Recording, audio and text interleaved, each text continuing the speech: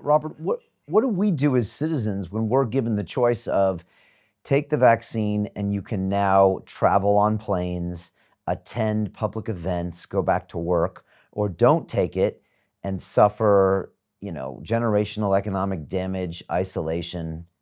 What do we do?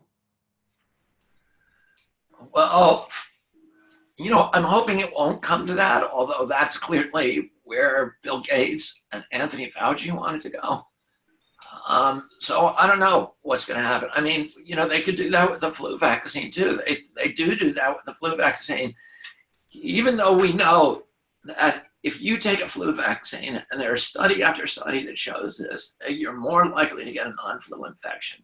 There are studies that show that you're more likely to get a flu, a non-target strain flu.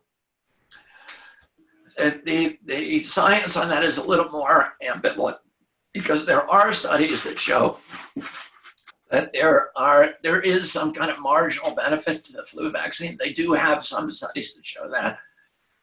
There are many more studies that show that the flu vaccine does not help you, does not protect you from the flu.